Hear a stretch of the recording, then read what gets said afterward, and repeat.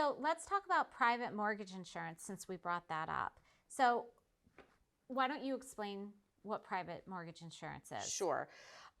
So when the Dodd-Frank Act came out for mortgages when the crash was happening, the government put in place private mortgage insurance, which is anytime you have less than 20% down, you're subject to paying mortgage insurance. Right. The mortgage insurance with a conventional loan is tiered based on your credit score and how much you're putting down. So there's like a chart that we look at. So if you have an 800 credit score and you're putting 15% down, you're going to pay less in mortgage insurance than you would if you have a 600 credit score and you're putting 3% down. Right.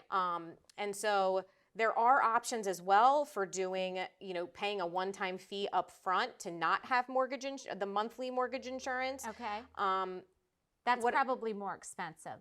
It is. So right around, and you can't do that until you have 10% down. So once you are putting 10% down, we can start showing you those options for, it's called a single premium mortgage insurance, where you pay it up front and then you don't have the monthly.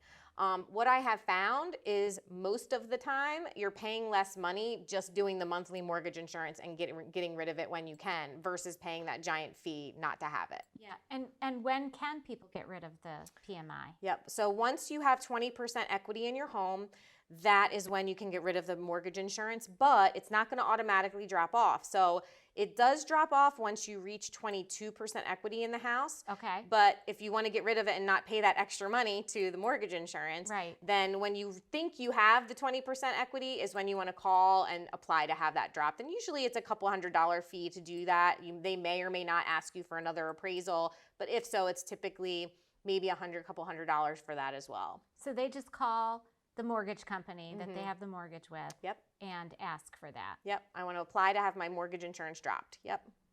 Okay. And how many times can you apply? I mean, obviously you don't want to apply very many times because usually there's a fee, but let's say you applied in February of this year and now you really feel and you couldn't get rid of it, but now you feel really confident that you've got the 20%. Can you go ahead and do it now? Yeah, I mean, I'm not sure. It would have to do with whoever's servicing the loan and what their policies are on that. Okay. But I have never heard of there being a cap as far as how many times you can apply to have the mortgage insurance dropped. Okay. Okay. Yep. All right. Or a certain time frame. Like right. If you do it, you have to wait 2 years to do it. Sometimes there is a policy, they like to wait 2 years, or if it's not been 2 years, they want to see what kind of renovations have you done over these 2 years that that show that you do have that equity. So it just kind of depends on who the servicing entity is for the loan. Okay. Okay. And will they accept an appraisal? Let's say somebody is thinking about doing it and they want to have an independent appraisal, so they hire an appraiser to come in and do it. Will they accept that as the appraisal? Typically not, because the reason why, and people ask us regulated. Yes, and because the house, if with the person who's doing the loan, the house is the collateral, right?